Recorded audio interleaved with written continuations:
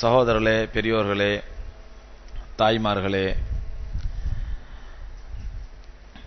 அளவிலா கருணையும் நிகரிலா கிருபையும் கொண்ட எல்லாம் வல்ல அல்லாஹ் ரப்புல் ஆலமீனுடைய பேரருளாலும் பெருங்கிருபையாலும் புனிதமிக்க ரமலான் மாதத்தினுடைய அதிலும் சிறப்புமிக்க கடைசி பத்தினுடைய ஒற்றைப்படையான இரவுகளில் மூன்றாவது இரவான இன்றைய தினம்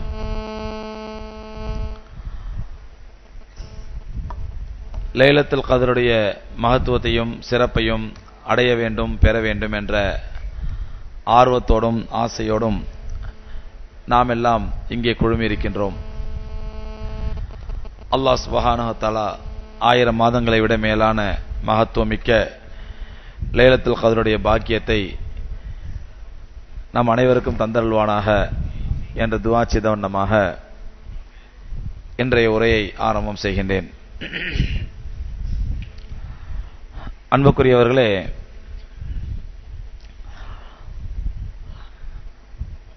நவீன கால பிரச்சனைகளுக்கு நபித்தோழர்களின் தீர்வு என்ற தலைப்பிலே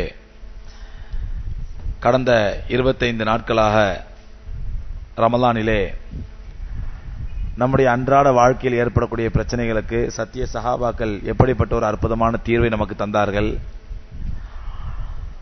அவர்கள் எப்படியெல்லாம் எந்தெந்த விஷயத்திலெல்லாம் நமக்கு முன்மாதிரியாக திகழ்ந்தார்கள் என்ற விவரங்களை எல்லாம் நாம் கேட்டும் பேசியும் வருகின்றோம். அந்த சத்திய சஹாபாக்கள்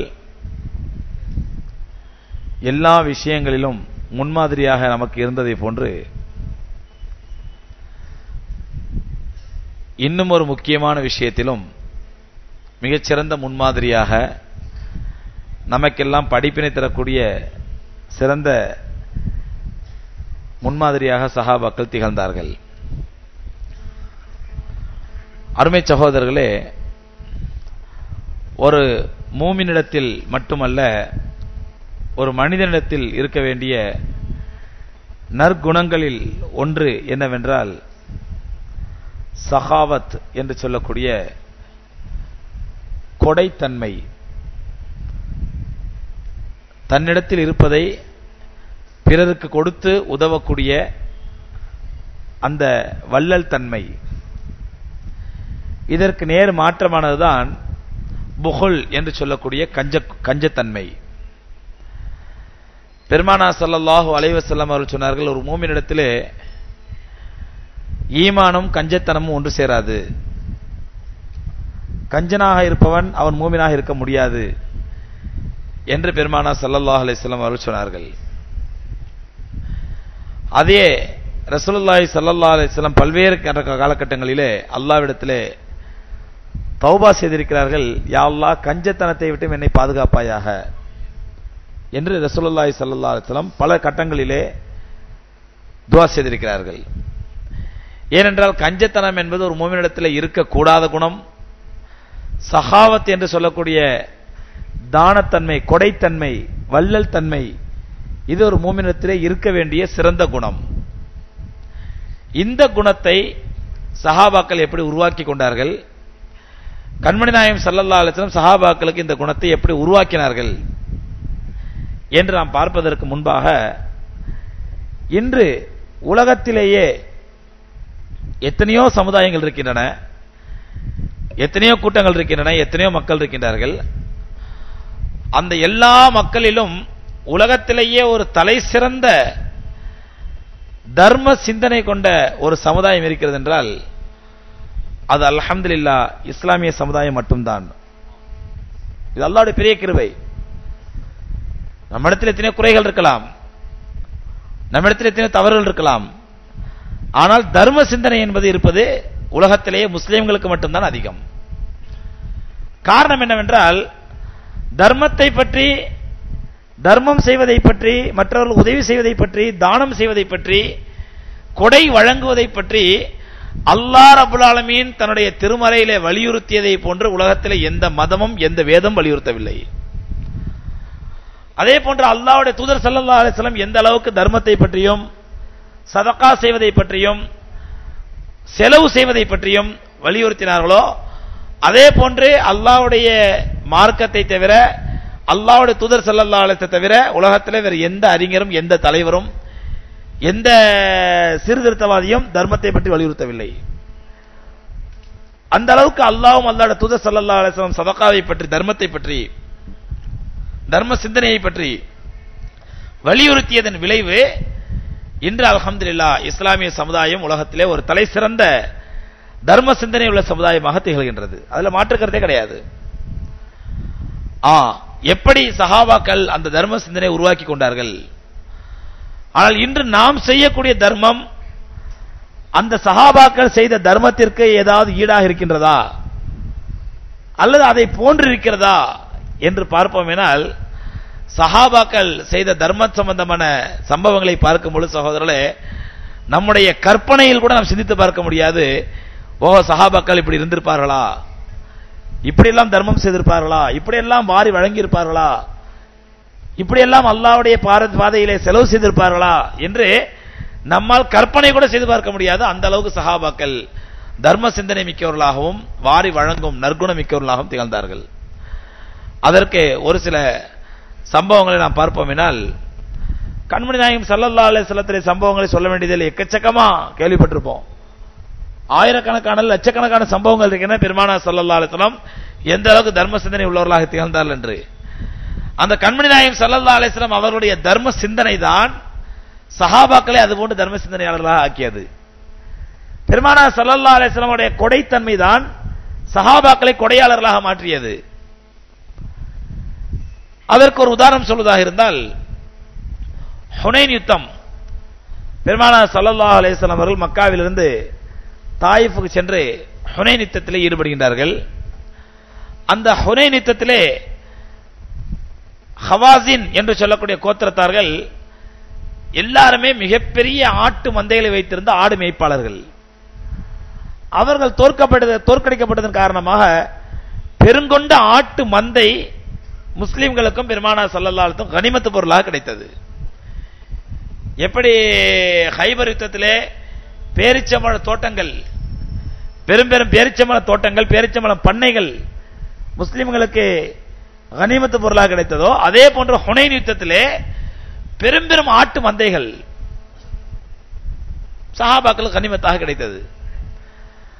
பெருமானார் ஸல்லல்லாஹு அலைஹி வஸல்லம் ஒரு முறை ஒரு மேட்டு பகுதியிலிருந்து பார்க்கறாங்க, 2 மலைகளுக்கு மத்தியிலே மிகப்பெரிய ஒரு ஆட்டு மந்தை. ரசூலுல்லாஹி ஸல்லல்லாஹு அலைஹி வஸல்லம் அதை அப்படியே பார்த்து லயிச்சு போய் நிக்கிறாங்க. இவ்வளவு பெரிய ஆட்டு மந்தையா அப்படி லயிச்சு போய் நிக்கிறாங்க. அப்ப கூட ரசூலுல்லாஹி ஸல்லல்லாஹு அலைஹி வஸல்லம் கூட வர்றாங்க சஃப்வான் இப்னு உமையா ரலியல்லாஹு அன்ஹு. அதுவரை இஸ்லாத்தை ஏற்றுக்கொள்ளவில்லை. அவரும் ஹுனைன் கோத்திரத்தாரை சார்ந்தவர்கள். அவங்க நபி ஸல்லல்லாஹு அலைஹி வஸல்லம் கூட வர்றாங்க. ரசூலுல்லாஹி ஸல்லல்லாஹு அலைஹி வஸல்லம் அவர்கள் பார்த்து லயித்த அந்த ஆட்டு மந்தையை சஃப்வான் இப்னு உமையா ரலியல்லாஹு அன்ஹு பார்க்கறாங்க. ஆனால் பெருமானார் ஸல்லல்லாஹு அலைஹி வஸல்லம் கொஞ்ச நாள் பார்த்துட்டு அப்படி மூத்த திருப்பி வேற பாதையா பார்க்க போயிடுறாங்க. ஆனா இவர் பார்த்தபடியே இருக்கார். அப்படியே இது அவ்வளவு பிரம்மாண்டமான ஆட்டு மந்தை. இந்த ஆட்டு மந்தையை வச்சு என்ன பண்ண போறாங்க சஹாபாக்கள் அப்படின்னு அப்படியே லயிச்சு போய் நிக்கிறாரு. பெருமானார் ஸல்லல்லாஹு அலைஹி வஸல்லம் 2 நகர்ந்துட்டு திரும்பி பார்க்கறாங்க. சஃப்வான் இப்னு உமையா அப்படி பார்த்துட்டே இருக்கிறார் அந்த ஆட்டு மந்தையை. வைத்த கண் வாங்காமல் சொல்லுவாங்க இல்லையா, அந்த மாதிரி வைத்த கண் வாங்காமல் ஆட்டு மந்தையை பார்த்துட்டே நிக்கிறாங்க. பெருமானார் ஸல்லல்லாஹு கிட்ட வந்து, என்ன சஃப்வானே, இது உங்களுக்கு பெரிய பிரமிப்பாக இருக்கிறதா அந்த ஆட்டு மந்தை? மிகப்பெரிய பிரமிப்பா உங்களுக்கு இருக்குதா அப்படின்ற உடனே சஃப்வான் இப்னு உமையா சொல்றாங்க, ஆமா யா ரசூலல்லாஹ், இவ்வளவு பெரிய ஆட்டு மந்தை நான் இதுவரை வாழ்க்கையில பார்த்தது இல்ல. இவ்வளவு பெரிய ஆட்டு மந்தையை வச்சு முஸ்லீம் என்ன பண்ண போறாங்க இதான் யோசிச்சுட்டு இருக்கிறேன் அப்படின்னாங்க. சகோதரர்களே, ரசூலுல்லாஹி ஸல்லல்லாஹு அலைஹி வஸல்லம் அவர்கள் பார்த்து லயித்த அந்த ஆட்டு மந்தை, சஃப்வான் இப்னு உமையா பார்த்து ஆச்சரியப்பட்டு பிரமிப்படைந்த அந்த ஆட்டு மந்தை. பெருமானார் ஸல்லல்லாஹு அலைஹி கேட்கறாங்க, சஃப்வானே, இந்த ஆட்டு மந்தை உங்களுக்கு பிரமிப்பை தருகின்றதா, ஆச்சரியத்தை தருகிறதா? ஆமாங்கிறாங்க.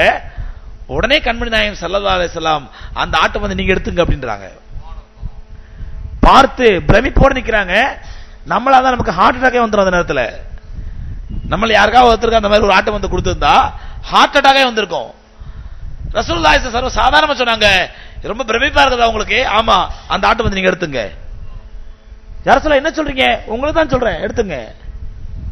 சஃபான் இப்னு உமையா பெருமானார் ஸல்லல்லாஹு அலைஹி வஸல்லம் இந்த ஈகை குணம், இந்த தர்ம சிந்தனை அவங்களோட உள்ளத்துல பெரிய மாற்றத்தை ஏற்படுத்துது. நேரா தங்களுடைய சமுதாய மக்கள்கிட்ட வர்றாங்க, பனு ஹவாஸின்ட்ட வர்றாங்க.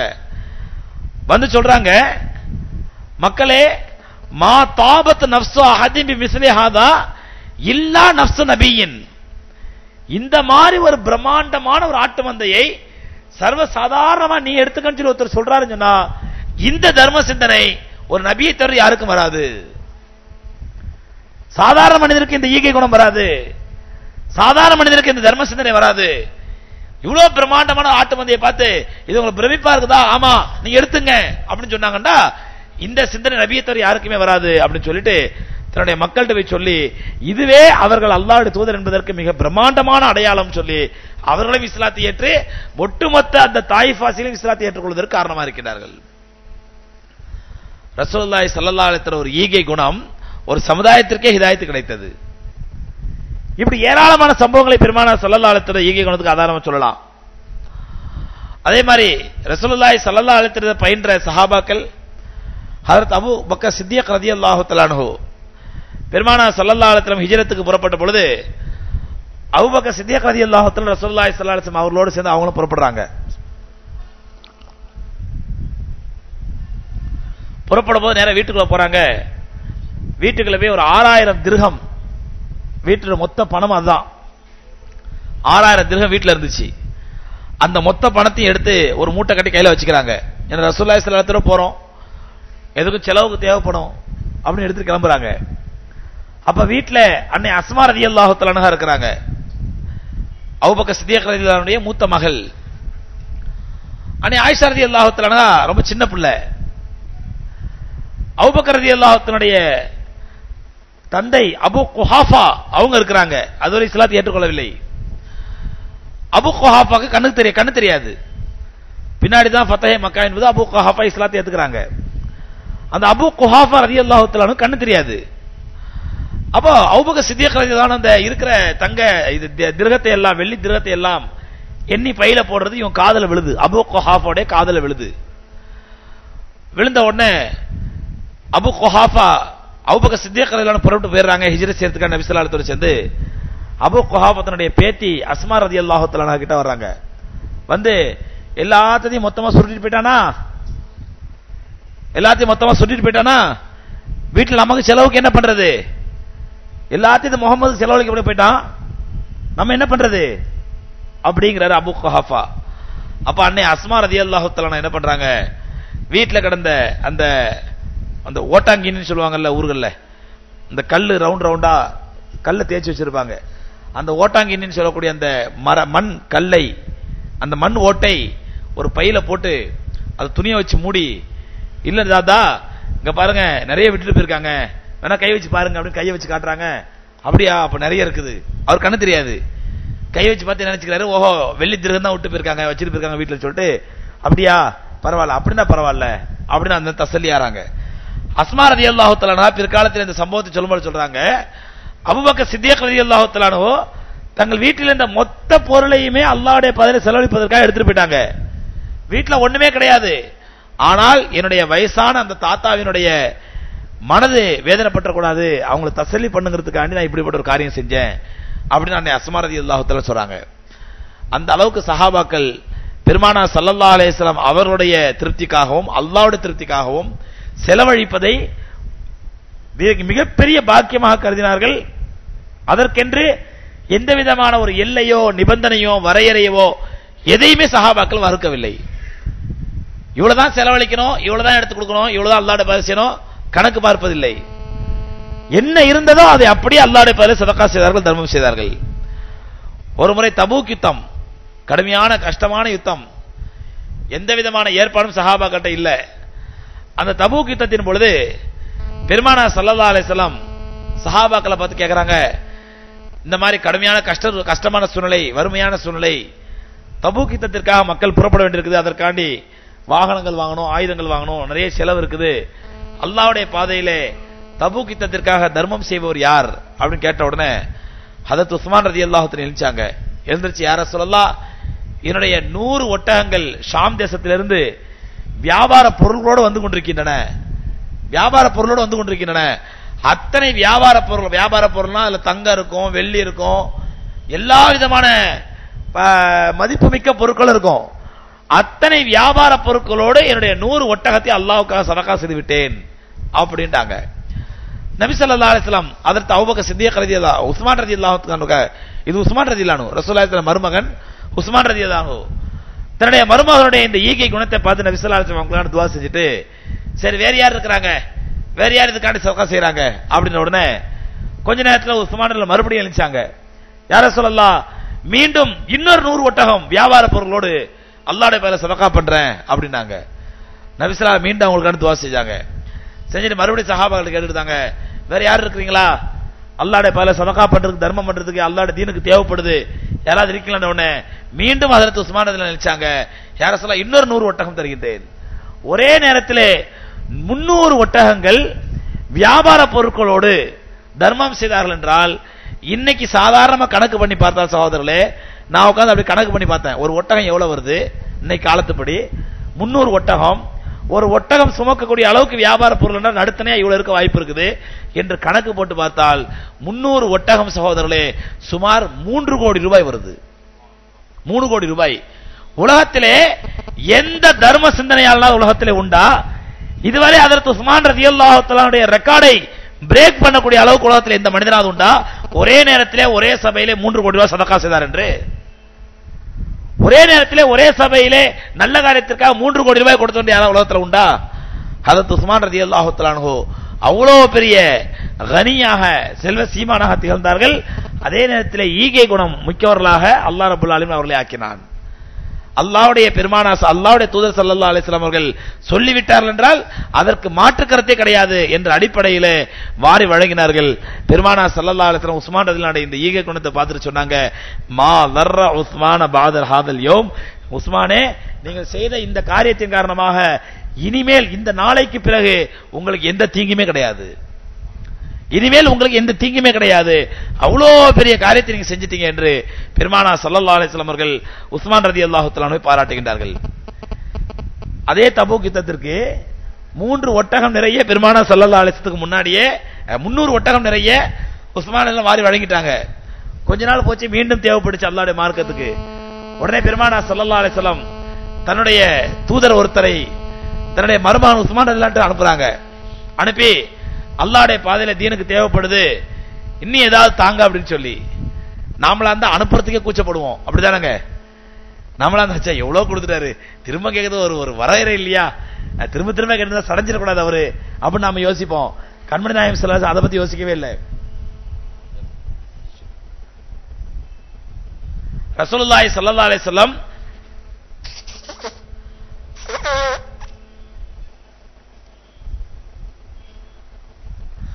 கண்மணி நாயகம் ஸல்லல்லாஹு அலைஹி வஸல்லம் அதை பத்தி யோசிக்கல.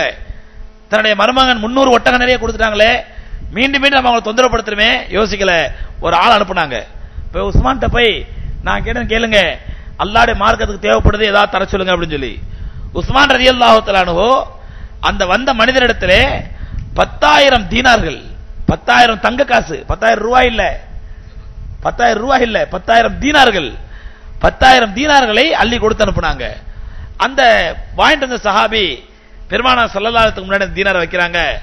ரசூலுல்லாஹி ஸல்லல்லாஹு அலைஹி வஸல்லம் ஆச்சரியத்தோட மகிழ்ச்சியோட 2 கையால தீனார் அள்ளி பார்க்கறாங்க. இப்படி அள்ளி விளையாடுறாங்க. ரசூலுல்லாஹி ஸல்லல்லாஹு அலைஹி வஸல்லம் அந்த 2 கையால இப்படி அள்ளி அந்த தீனாரை வச்சு விளையாடுறாங்க. விளையாடிட்டு பெருமானார் ஸல்லல்லாஹு அலைஹி வஸல்லம் துஆ செய்றாங்க, யா உஸ்மான் கஃபரல்லாஹு லக மா அஸ்ரர்த வ மா அக்ஃபைத. உஸ்மான் அங்க இல்ல, எங்கயோ வீட்ல இருக்காங்க. கேட்டு அனுப்புனாங்க, உஸ்மான் கொடுத்து அனுப்பிட்டாங்க. ரசூலுல்லாஹி சந்தோஷமா அந்த தங்க நாணயத்தை அப்படி அள்ளி கையில அள்ளிட்டு சொல்றாங்க, யா உஸ்மான் கஃபரல்லாஹு லக மா அஸ்ரர்த வ மா அலன்த வ மா அக்ஃபைத. உஸ்மானே நீங்கள் ரகசியமாக செய்த தவறுகள், பகிரங்கமாக செய்த தவறுகள், எல்லா தவறுகளையும் அல்லாஹ் உங்களுக்காக மன்னிப்பானாக அப்படி நபி ஸல்லல்லாஹு அலைஹி வஸல்லம் உட்கார்ந்த இடத்துல இருந்தே ஹஜ்ரத் உஸ்மான் ரலியல்லாஹு தஆலா அன்ஹு உட்கார்ந்து துஆ செய்றாங்க. எதுக்கு சொல்றா சகோதரர்களே, இதெல்லாம் நம்முடைய கற்பனையில் கூட நாம் சிந்தித்து பார்க்க முடியாது.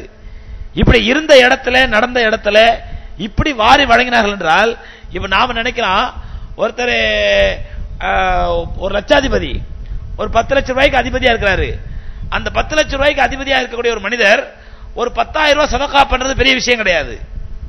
10,000 சதகா பண்றது பெரிய விஷயம் கிடையாது. நான் நினைக்கிறேன் உஸ்மான் ரலியல்லாஹு தஆலா அன்ஹு ஒரே நேரத்தில் 300 ஒட்டகங்களை சதகா செய்தார்கள், ஒரே நேரத்தில் 10,000 தீனார்களை தர்மம் செய்தார்கள் என்றால், அப்ப அவங்கள்ட்ட இருந்தது எவ்வளவு இருந்திருக்கும்? அவங்கள்ட்ட 1 கோடி தீனார் இருந்திருக்கும். அதுல இருந்து எடுத்து ஒரு 10,000 தீனார் கொடுத்திருப்பாங்க. அப்படி நம்ம நினைக்க கூடாது. ஏனென்றால் அவர்களுடைய மற்ற அன்றாட வாழ்க்கையை பார்க்கும் பொழுது அவர்கள் அதற்காக தங்களுக்காக சேர்த்து வைத்ததாகவோ, தங்களுக்காக பங்களா கட்டினதாகவோ, தங்களுக்காக பல்வேறு வாகனங்களை எடுத்து வைத்ததாகவோ வரலாறு இல்லை.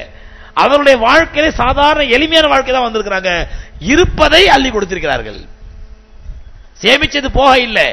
இப்ப ஒரு 10,000 ரூபாய் வச்சிருக்கிறவரு 8,000 ரூபாய் சதகா பண்றாருன்னு சொன்னா அது பெரிய விஷயம். 10,000 ரூபாய் வச்சிருக்கிறவரு 10,000 சதகா பண்றாருன்னு சொன்னா சுப்ஹானல்லாஹ் 100 நாளா 100. ஒரு 1 கோடி ரூபாய் வச்சிருக்கிறவரு 10,000 சதகா பண்றது பெரிய விஷயம் கிடையாது. சஹாபாக்கள் எந்த கேட்டகரியா இருந்தாங்கன்னு சொன்னா 10,000 வைத்திருந்தால் அந்த 10,000 சதகா செய்தார்கள். ரசூலுல்லாஹி ஸல்லல்லாஹு அலைஹி சம்பவம் அன்னைக்கு ஒன்னு சொன்னேன். பெருமானார் ஸல்லல்லாஹு அலைஹி அஸர் தொழுறாங்க. தொழுது முடிச்சிட்டு வேகமா எழுச்சி ஓடுறாங்க வீட்டுக்குள்ள. சலாம் கொடுத்த உடனே zikr செய்வதற்கு தஸ்பீஹ் செய்வதற்கு கூட உட்காரவில்லை. வேகமா எழுச்சி ஓடுறாங்க வீட்டுக்குள்ள. சஹாபாக்கள் பார்க்கறாங்க, என்ன நபி ஸல்லல்லாஹு அலைஹி என்ன அவசரமத்தில் இப்படி வீட்டுக்குள்ள ஓடுறாங்க, என்ன செய்தி? போனாங்க, கொஞ்ச நேரத்துல திரும்பி வந்து மறுபடியும் முஸல்லால உட்கார்ந்துட்டாங்க. தொழுது முடிச்ச உடனே ரசூலுல்லாஹ் தஸ்பீஹ் zikr முடிஞ்ச பிறகு பெருமானார் ஸல்லல்லாஹு அலைஹி சஹாபாக்கள் கேக்குறாங்க, யா ரசூலல்லாஹ் என்ன விஷயம் அவ்வளவு அவசரமா எழுச்சி வீட்டுக்குள்ள ஓடுனீங்க, என்ன காரணம், என்ன விஷயம்? பெருமானார் ஸல்லல்லாஹு அலைஹி சொன்னாங்க, இல்ல என்கிட்ட கொஞ்சம் வெள்ளி நாணயம் இருந்துச்சு, கொஞ்சம் திருகங்கள் இருந்துச்சு, அதை சதகா பண்ணலாம் நினைச்சேன், அப்படியே மறந்து போச்சு, தொழுகைக்கு வந்துட்டேன். தொழுது முடிச்சா ஞாபகம் வச்சு, ஆஹா நம்ம சதகா பண்ண வந்துட்டோம்னு சொல்லி உடனே ஓடி போய் அதை சதகா பண்ணி திரும்ப வந்து உட்கார்ந்து அப்படின்னாங்க. அந்த தொழுதுட்டு தஸ்பீஹ் செஞ்சுட்டு போறது அளவுக்கு கூட அந்த சதகா செய்வதை தாமதிக்கவில்லை. ஏன்? ஒரு காலம் அதற்குள் மரணம் வந்து விட்டால் நாம் வெள்ளி காசுகளை சேமித்து வைத்த குற்றத்திற்கு ஆளாகி விடுவோமோ என்று பெருமானார் சதகா பண்ணிட்டு வந்தாங்க. அப்ப இந்த அளவுக்கு இருப்பதை ஓடி போய் சதகா பண்ணாங்கடா. அவங்களுடைய வாழ்க்கை எப்படி இருந்துச்சு? அன்னை ஆயிஷா ரலியல்லாஹு தஆலா சொல்றாங்க, மா ஷபிஅ ஆலு முஹம்மதின் யௌமைனி முத்ததாபிஐனி, முஹம்மது ஸல்லல்லாஹு அலைஹி வஸல்லம் குடும்பத்தினர்கள் தொடர்ந்து 2 நாட்கள் வயிறார உணவு உண்டது கிடையாது. தொடர்ந்து 2 நாட்கள் எங்க வீட்டுல அடுப்பு இருந்தது கிடையாது. ஆயிஷா ரலியல்லாஹு தஆலா சொல்றாங்க. அவர்களுடைய பெருமானார் ஸல்லல்லாஹு அலைஹி வஸல்லம் சக்கராத் நேரத்தை சொல்லும்போது சொல்றாங்க, பிற்காலத்துல ரசூலுல்லாஹி ஸல்லல்லாஹு அலைஹி வஸல்லம் சக்கராத் நேரத்துல முகம் எப்படி இருந்துச்சு அவங்களுடைய மாணவர் கேக்குறாங்க. அன்னை ஆயிஷா ரலியல்லாஹு தஆலா சொல்றாங்க, எங்க வீட்டுல அந்த நேரத்துல விளக்கரிக்கிறதுக்கு எண்ணெய் இல்ல. சக்கராத் நேரம் ஃபஜ்ர் நேரம் பெருமானார் ஸல்லல்லாஹு அலைஹி வஸல்லம் அந்த இருட்டுல தான் நானும் உட்கார்ந்திருக்கேன். இருட்டுல தான் என்னுடைய நெஞ்சின் மீது ரசூலுல்லாஹ் சாஞ்சிருக்காங்க. எங்கனே அந்த நேரத்துல விளக்கரிப்பதற்கு எங்க வீட்டுல எண்ணெய் இல்ல அப்படிங்கும்போது அவங்களுடைய மாணவர் கேக்குறாங்க, ஏன் கொஞ்சம் ஜெய்தூன் எண்ணெய் கூடவா இல்ல உங்க வீட்டுல? ஏன்னா அரபு மக்கள் எல்லாரும் வீட்லயும் ஜெய்தூன் எண்ணெய் வச்சிருப்பாங்க, கொஞ்சம் ஜெய்தூன் எண்ணெய் கூடவா இல்ல விளக்கரிக்கிறதுக்கு அப்படி கேக்குறாங்க. அன்னை ஆயிஷா ரலியல்லாஹு தஆலா சொல்றாங்க, எங்க வீட்டுல விளக்கரிக்கக்கூடிய அளவுக்கு ஜெய்தூன் எண்ணெய் இருந்திருந்தால் அந்த ஜெய்தூன் எண்ணெயை 2 நாட்கள் ரொட்டி சாப்பிடுவதற்கு பதார்த்தமாக பயன்படுத்தி இருப்போம், தொட்டுக்கொள்வதற்கு சால்னாவாக பயன்படுத்தி இருப்போம் ஜெய்தூன் எண்ணெயை. அப்ப அவ்வளவு வறுமையிலும் எளிமையிலும் இருந்த ரசூலுல்லாஹி ஸல்லல்லாஹு அலைஹி வஸல்லம் அவங்க சதகா பண்ணது தங்க குடும்பத்துக்கு சேமிச்சது, தங்களுடைய மனைவிக்கு சேமிச்சது, தன்னுடைய பேர பிள்ளைக்கு, தன்னுடைய மருமக பிள்ளைக்கு எல்லாத்துக்கும் சேர்த்தது போக மீதி சதகா பண்ணல. எது கையில இருந்ததோ அதை அப்படியே சதகா செய்தார்கள், தர்மம் செய்தார்கள். இதைத்தான் சத்திய சஹாபாக்களிடத்திலும் பெருமானார் ஸல்லல்லாஹு அலைஹி வஸல்லம் அவர்கள் ஊட்டி வளர்த்தார்கள் இந்த சிந்தனையை. ஒரு முறை அன்னை ஆயிஷா ரலியல்லாஹு தஆலா சொல்றாங்க, அவங்க வீட்டுல உட்கார்ந்து இருக்காங்க, திடீர்னு தெருவில் ஏதோ சத்தம், ஒரு வித்தியாசமான சத்தம், திடீர்னு ஒரு மாதிரியான சத்தம். அப்ப நீ ஆயிஷா ரலியல்லாஹு தஆலா அடிமைப்பட்டு என்ன சத்தம் அப்படிங்கிறாங்க. அந்த அம்மா வேலைக்காரமா வெளியே ஓடி போய் பார்த்துட்டு வந்து சொல்றாங்க, ஆயிஷா அம்மா, மதீனாவுடைய வீதிகளிலே இவருடைய வியாபார கூட்டம் போய்கிட்டு இருக்குது, அப்துல் ரஹ்மான் இப்னு அவுஃபுடைய வியாபார கூட்டம் சிரியா தேசத்திலும் வருது. பார்த்தா 700 ஒட்டகங்கள் 700 ஒட்டகங்கள் ஒரே நேரத்தில் மதீனா வீதியில் நடந்தா என்ன ஆகுங்க? அந்த வியாபார பொருளை சுமந்துக்கிட்டு ஒண்ணு இல்ல, நம்ம வீட்டு நம்ம மெட்ராஸ் இவ்வளோ மெட்ரோபாலிட்டன் சிட்டி, இவ்வளவு சப்தங்கள் நாய்ஸ் நிறைஞ்ச ஊரு, இந்த பகுதியில நம்ம தெருல திடீர்னு ஒரு 50 கார் வரிசையா போகுது. ஓடி வந்து எட்டி பாப்பமா இல்லையா? பாப்பமா இல்லையா? அப்ப மதீனா மாதிரி அமைதியான ஊர்கள்ல 700 ஒட்டகங்கள் வியாபார பொருளை சுமந்துட்டு போகுது அப்படின்னு சொன்னா அப்ப அந்த சத்தம் எவ்வளவு சத்தமா இருக்கும்? அப்ப ஆயிஷா ரலியல்லாஹு தஆலா அந்த பெண்மணின்னு சொல்றாங்க, அப்துல் ரஹ்மான் இப்னு அவுஃபுடைய வியாபார கூட்டம் போயிட்டு இருக்குதுமா, சிரியால இருந்து வருது அப்படின்னாங்க. அப்போ ஆயிஷா ரலியல்லாஹு தஆலா சொல்றாங்க, இப்படித்தான் ஒரு முறை ரசூலுல்லாஹி காலத்துல இதே மாதிரி தான் 700 ஒட்டகம் வியாபார பொருளோட வந்துச்சு அவருக்கு. இதே மாதிரி 700 ஒட்டகம் வியாபார பொருளோடு சிரியாவில இருந்தோ ஏதோ ஒரு நாட்டில இருந்து மதீனாவுக்குள்ள வந்துச்சு. மதீனாவுக்குள்ள வந்ததை பார்த்த உடனே மதீனா நகரமே அப்படியே அல்லாட ஆரம்பிச்சிச்சு. மதீனா நகரமே அப்படியே திடுக்கிட ஆரம்பிச்சிச்சு. என்ன இது அப்படின்னு ஊர் மக்கள்லாம் வேடிக்கை பார்க்க ஆரம்பிச்சிட்டாங்க. அப்துல் ரஹ்மான் இப்னு அவுஃபுக்கு இவ்வளவு வியாபார கூட்டமா, இவ்வளவு வியாபார பொருட்களா அப்படின்னு ஆச்சரியப்பட்டாங்க. அந்த நேரத்தில் பெருமானார் ஸல்லல்லாஹு அலைஹி வஸல்லம் அப்துல் ரஹ்மானை கூப்பிட்டு சொன்னாங்க, அப்துல் ரஹ்மானே, قد رأيتك يا عبد الرحمن تدخل في الجنة حبوا. அப்துல் ரஹ்மானே, நான் உன்னை சொர்க்கத்திலே பார்த்தேன். நீ சொர்க்கத்தில் மற்றவங்க எல்லாம் உன்னுடைய சகாக்கெல்லாம் வேகமா சொர்க்கத்துக்கு போயிடுவாங்க, நீ மட்டும் தவழ்ந்து தவழ்ந்து சொர்க்கத்துக்கு போறதை நான் பார்த்தேன். மற்றவங்க வேகமா நடந்து போயிட்டாங்க சொர்க்கத்துக்கு, நீங்க மட்டும் தவழ்ந்து தவழ்ந்து போறதை நான் பார்த்தேன் அப்படின்னு சொல்லி நபி ஸல்லல்லாஹு அலைஹி சொன்னாங்க. இதை கேட்ட உடனே ஏன் யார சொல்லலாம் அப்படின்றாங்க அப்துல் ரஹ்மான் இப்னு அவுஃப். அப்ப நபி ஸல்லல்லாஹு அலைஹி வஸல்லம் இவ்வளவு செல்வத்தை அல்லாஹ் அவனுக்கு கொடுத்திருக்கும் பொழுது நீ இதுக்கெல்லாம் அல்லாஹ்வுக்கு கணக்கு கொடுக்க வேண்டாமா, அதனால தவழ்ந்து தவழ்ந்து அவனை சொர்க்கத்துக்குள்ள போவே அப்படின்னு சொல்லி பெருமானார் ஸல்லல்லாஹு சொன்ன உடனே அப்துல் ரஹ்மான் இப்னு அவுஃப் ரலியல்லாஹு அன்ஹு சொன்னாங்க, யார சொல்லலாம், இந்த 700 ஒட்டகமும் அதை சுமந்து வந்த அத்தனை வியாபார பொருட்களும் அல்லாஹ்வுடைய பேர்ல சதகா பண்ணிடுறேன். இப்ப சொல்லுங்க, நான் நடந்து போவனா, நான் தவழ்ந்து போவான் இப்ப நடந்து போவனா அப்படின்னு கேட்டாங்க. பெருமானார் ஸல்லல்லாஹு அலைஹி சொன்னாங்க, அல்லாஹ் உன்னுடைய ஆசையை பூர்த்தி செய்வான். இந்த சம்பவத்தை பெருமானார் ஸல்லல்லாஹு அலைஹி வஃபாத்தான பிறகு அன்னை ஆயிஷா ரலியல்லாஹு தஆலா அன்ஹா தன்னுடைய அடிமை பெண்ணை சொல்றாங்க. அதாவது அவங்களுக்கு அந்த 700 ஒட்டகம் மதீனா வீதியில் வந்த உடனே அந்த பழைய சம்பவம் ஞாபகம் வந்துருச்சு. இப்படிதான் அப்துல் ரஹ்மான் இப்னு அவுஃபுக்கு இதே மாதிரி ஒரு ஒட்டக கூட்டம் வரும்பொழுது பெருமானார் ஸல்லல்லாஹு அலைஹி வஸல்லம் இந்த மாதிரி உரையாடல் நடந்துச்சு அப்படின்னு சொல்லி அன்னை ஆயிஷா ரலியல்லாஹு தஆலா சொல்லி காட்டுறாங்க. ஆக சஹாபாக்கள் அந்த மாதிரி எதை பத்தி கவலைப்படுறது இல்ல. அல்லாஹ்வுடைய தீனுக்குன்னு சொன்னா எவ்வளவு பெரிய தொகையாக இருந்தாலும் எவ்வளவு பெரிய ஒட்டக கூட்டமா இருந்தாலும் அப்படியே அல்லாஹ்வுடைய மார்க்கத்திற்காக சதகா செய்வதிலே சஹாபாக்கள் பின்வாங்குறது கிடையாது, யோசிக்கிறது கிடையாது. நாமளும் நீ சதகா பண்றோம் அல்ஹம்துலில்லாஹ், இல்லன்னு சொல்ல ஆரம்பத்திலே சொல்லிட்டேன். நம்ம இஸ்லாமிய சமுதாயத்தை மாதிரி தர்ம சிந்தனை உள்ள சமுதாயம் யாரும் இல்ல. ஆனால் அந்த சஹாபாக்கள் செய்ததுக்கு ஒரு 10% நம்ம ஈடாகுமா, ஈக்குவல் ஆகுமா? நம்ம செய்யக்கூடிய சதகா எப்படிப்பட்ட சதகாண்டா, அதாவது உலகத்தில் உள்ள மற்ற காஃபிர்களை விட மற்ற சமுதாயத்தை விட அல்ஹம்துலில்லாஹ் நாம நல்ல தர்மம் பண்றோம், நம்ம பரவாயில்ல, மற்றவங்களோட நம்ம பரவாயில்ல. ஆனால் உண்மையிலே நல்ல முஸ்லிம்களாக இருந்து சத்திய சஹாபாக்களை பின்பற்றக்கூடிய அளவுக்கு நாம தர்மம் செய்யறோமாண்டா இல்லன்னு தான் சொல்லணும். நான் ஒரு கதை ஒன்று சொல்லுவேன் அடிக்கடி. அதாவது மற்றவங்களை கம்பேர் பண்ணும்பொழுது நம்ம ஓரளவு பரவாயில்ல, மற்றவங்களை கம்பேர் பண்ணும்போது நம்ம பரவாயில்ல. ஒருத்தருக்கு 5 புள்ள இருந்துச்சான். அந்த 5 புள்ளையில எல்லாமே ஒன்னா நம்பர் அயோக்கிய பசங்களாம், ரவுடி பயல்களாம். அப்ப அந்த ஊருக்கு ஒரு பெரிய ஒருத்தர் வந்தாராம், என்னங்க உங்க 5 பிள்ளையுமே மோசமா? இல்லங்க, அதுல ஒரு பிள்ளை நல்ல பிள்ளை. 5 பிள்ளை மோசம் இல்ல, 4 தான் ரொம்ப மோசம், ஒரு பிள்ளை ஒரு நல்ல பையன் பரவாயில்ல. அப்படி அந்த பையன் யாருங்க பார்க்கணுமே, அந்த ஏத்த விட்டு கூரைக்கு மேல தீ வச்சிட்டு இருக்கான் பாருங்க, அவன் தான் நல்ல பிள்ளை. அப்ப மத்தவங்களை கம்பேர் பண்ணா அவன் நல்ல பிள்ளை, ஆனா உண்மையில நல்ல பிள்ளையாவன், உண்மையில நல்ல பிள்ளையாவன் இல்ல. மத்த 4 பிள்ளைகளை கம்பேர் பண்ணா அவன் நல்ல பிள்ளை. அதே மாதிரி நான் தர்ம சிந்தனையாளர்கள் முஸ்லிம் சமுதாயம் நம்ம புலங்காகி அடைஞ்சிட வேண்டாம். மத்தவங்களை கம்பேர் பண்ணா நம்ம நல்ல பிள்ளைங்க, நம்ம சதகா பண்றோம். ஆனால் உண்மையிலேயே அல்லாஹ் விரும்பும் அளவுக்கு, அல்லாஹ்வுடைய தூதர் ஸல்லல்லாஹு அலைஹி வஸல்லம் விரும்பும் அளவுக்கு நாம் தர்மம் செய்கிறோமா என்றால் இல்லை என்று தான் சொல்ல வேண்டும். மற்ற காஃபிர்களை, மற்ற இந்துக்களை, மற்ற கிறிஸ்தவர்களை, மற்ற மக்களை கவனிக்கும் பொழுது அல்ஹம்துலில்லாஹ் நம்ம தர்மம் செய்றோம்.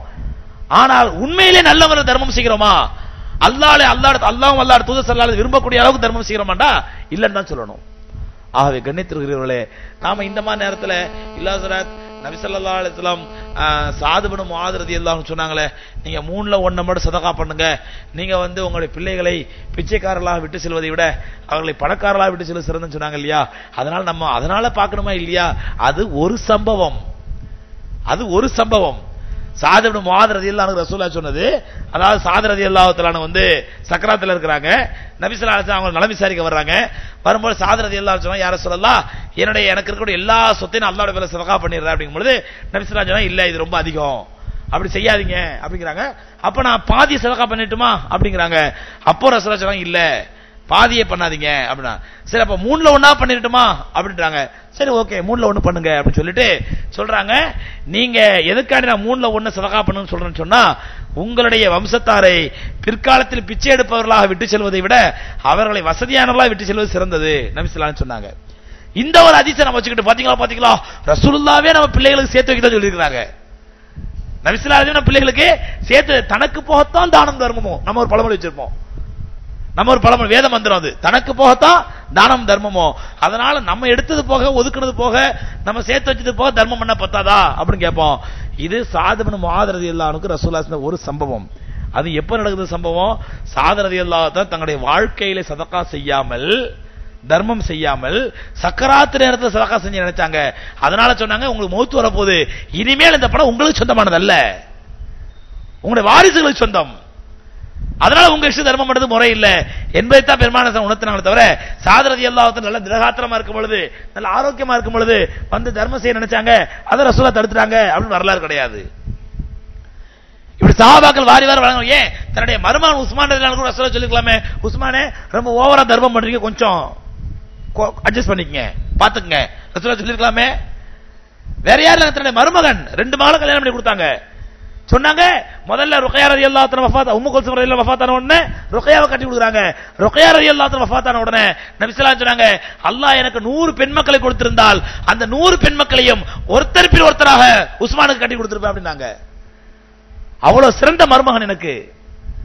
2-3 நாளைக்கு முன்னாடி கூட சொன்னேன், ருக்கையா ரலியல்லாஹு அன்ஹா ரசூலுல்லாஹ் கேக்குறாங்க, மகளே உன்னுடைய கணவர் எப்படிப்பட்டவருமா அப்படின்னு சொன்ன உடனே அவங்க சொன்ன அல்ஹம்துலில்லாஹ் நல்ல கணவர் தான் சொன்ன உடனே பெருமானார் ஸல்லல்லாஹு அலைஹி சொன்னாங்க, என்னுடைய குணத்தை போன்று ஒத்திருக்கக்கூடிய என்னுடைய சஹாபாக்களில் ஒருவர் உஸ்மான் சொன்னாங்க. அந்த உஸ்மான் ரலியல்லாஹு அன்ஹு ரசூலுல்லாஹ் சொல்லிருக்கலாமே, கொஞ்சம் அளவா குறைச்சிங்க, அளவா செய்யுங்க. இப்படி ஒரே இருக்கிற நிப்பில 300 ஒட்டகம் செய்றீங்க, ஏதாவது கேட்டனா 10,000 தீனார் கொடுக்குறீங்க, கொஞ்சம் குறைச்சிக்கங்க நபி ஸல்லல்லாஹு சொல்லிருக்கலாமே. இல்ல. ஆகவே கண்ணியத்திற்குரியவர்களே, நாம் சதகா செய்கிறோம், தர்மம் செய்கிறோம், மற்றவர்கள் கவனிச்சு அல்ஹம்துலில்லாஹ்.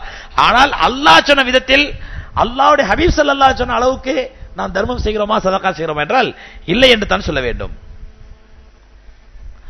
அதே மாதிரி ஹக்கீம் இப்னு ஹிஸாம் இந்த சம்பவம் பாருங்க.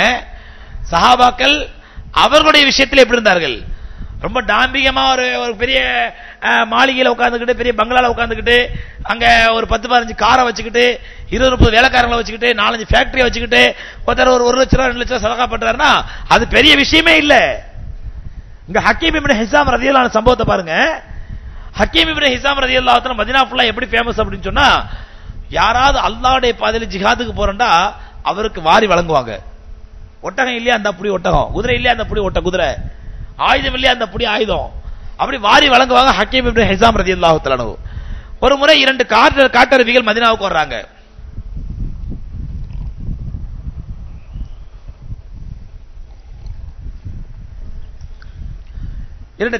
மதீனாவுக்கு வர்றாங்க.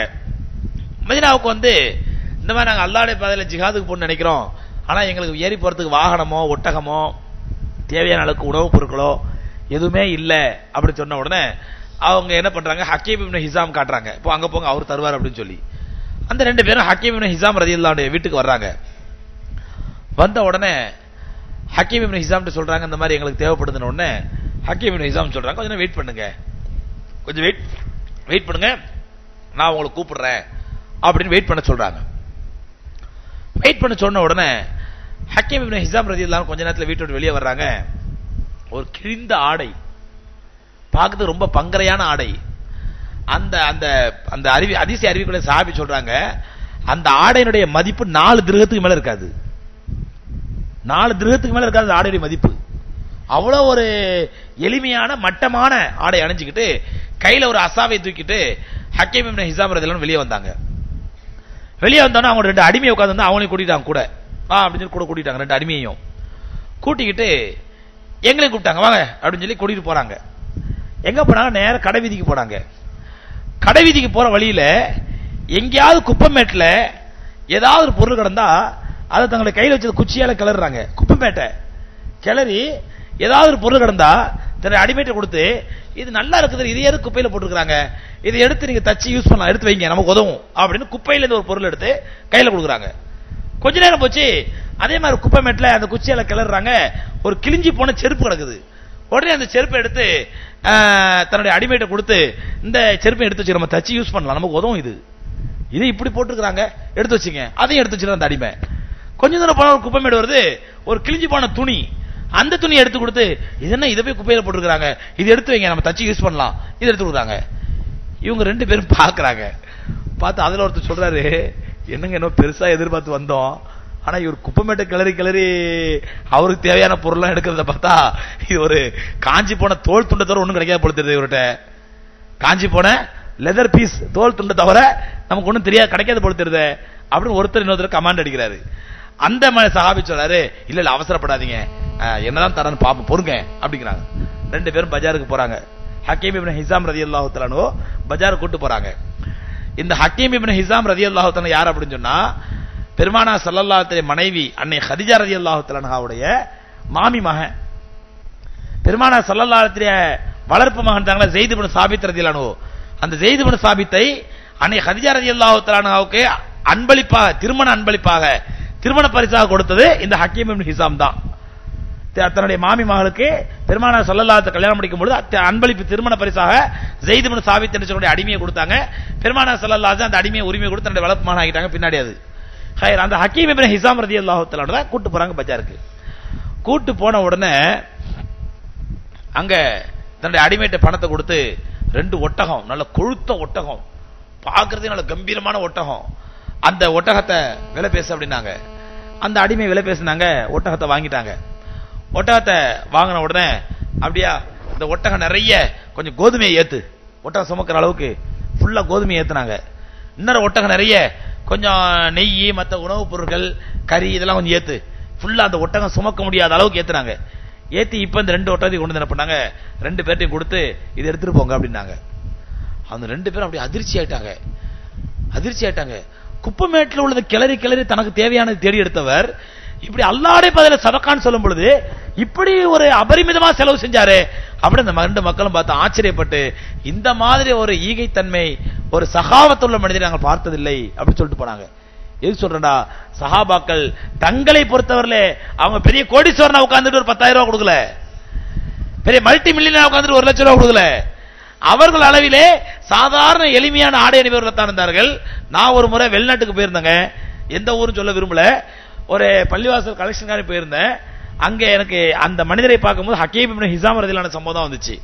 அப்ப அங்க சொன்னாங்க, இங்க ஒருத்தர் இருக்கிறாரு, நம்ம தமிழ்நாட்டுக்காரர் தான், அவரை போய் பாருங்க, அவர் பள்ளிவாசல்கள் இதெல்லாம் நல்ல தர்மம் பண்ணுவாரு அப்படின்னாங்க.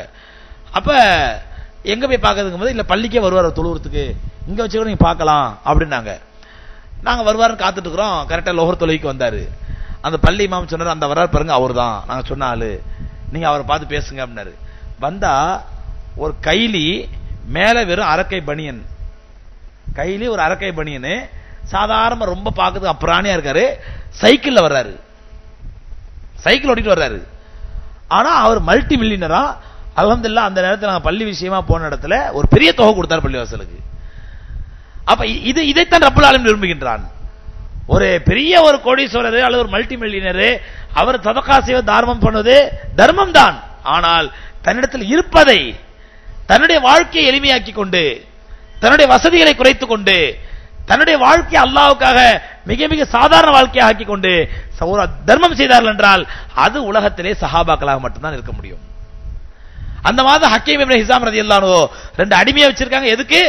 குப்பமேட்டில் உள்ளதெல்லாம் பொறுக்கி எடுத்து, இது தனக்கு காலுக்கு உதவும், இது தனக்கு சட்டைக்கு உதவும், இது தன்னுடைய பயன்பாட்டுக்கு உதவும் அப்படின்னு சொல்லி புதுக்கி வச்சுக்கிட்டு, ஆனால் மற்றவர்களுக்கு வாரி வழங்கும் போது இருப்பதிலேயே உயர்ந்த ஒட்டகமான நல்ல கொழுத்த ஒட்டகத்தை அது நிறைய சுமக்கும் அளவுக்கு தானியங்களோடு பொருட்களோடு சதகா செய்தார்கள் என்றால் இதுதான் சஹாபாக்களுடைய குணம். அதே மாதிரி பெருமானார் ஸல்லல்லாஹு அலைஹி வஸல்லம் மனைவிமார்கள், பெண்கள், அவங்களும் சதகா செய்தல தான தர்மத்தில் குறைஞ்சவங்க இல்லை. ஒரு முறை அன்னை ஆயிஷா ரலியல்லாஹு தஆலா அன்ஹா நோம்பாளியா இருக்கிறாங்க. அப்ப ஒரு ஏழை மிஸ்கின் பெண் வந்து ஏதாவது சாப்பிடத்தாங்கம்மான்னு கேட்கறாங்க. அப்ப ஆயிஷா ரலியல்லாஹு தஆலா தன்னுடைய வேலைக்காரி பெண்கிட்ட கேட்கறாங்க, வீட்டுல என்னமா இருக்குதுன்னா, அம்மா ஒரே ஒரு ரொட்டி தான் இருக்குது அப்படின்றாங்க. அதை அந்த பொம்பளைட்ட கொடுத்துரு. அப்ப அந்த வேலைக்காரி சொல்றா, இல்ல இல்ல இன்னைக்கு உங்க நோம்பு திறந்து வேற ஒண்ணுமே இல்ல, நீ நோம்பு வச்சிருக்கீங்க, உங்களுக்கு இஃப்தாருக்கு வேற ஒண்ணுமே இல்லம்மா, இதையும் கொடுத்துட்டா என்ன பண்றது? அப்ப ஆயிஷா இல்ல இல்ல அதை கொடுத்துரு, நீ அவங்கள்ட்ட கொடுத்து அனுப்பிட்டாங்க. மாலை நேரம், இது காலையில் நடக்குது.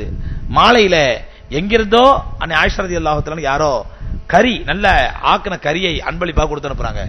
அப்ப அன்னை ஆயிஷா ரலியல்லாஹு தஆலா தன்னுடைய வேலைக்காரியை கூப்பிட்டு சொல்றாங்க, நீ கொடுத்த ரொட்டி சிறந்ததா இந்த கறி சிறந்ததா கேக்குறாங்க. நம்ம கொடுத்து சாதாரண ரொட்டி, ஆனால் அல்லாஹ் ரப்பல் ஆலமீன் நம்ம நோன்பு திறக்கிறது என்ன கொடுத்தான்? அதை விட பன்மடங்கு உயர்ந்த கறியை கொடுத்திருக்கிறான் அப்படின்னு சொல்லி தன்னுடைய வேலைக்கார பெண் விட்டு காட்டுறாங்க. அப்படி தனக்கு என்ன இருந்ததோ, தனக்குன்னு வேணுமே, நாளைக்கு சாயந்தரம் இஃப்தாருக்கு நமக்கு ஒண்ணுமே இல்லையே நினைக்கல. நாம் இன்னைக்கு அவர்களுக்கு ரிஸ்க் கொடுத்தால் ரப்புல் ஆலமீன் நமக்கு ரிஸ்க் தருவான்.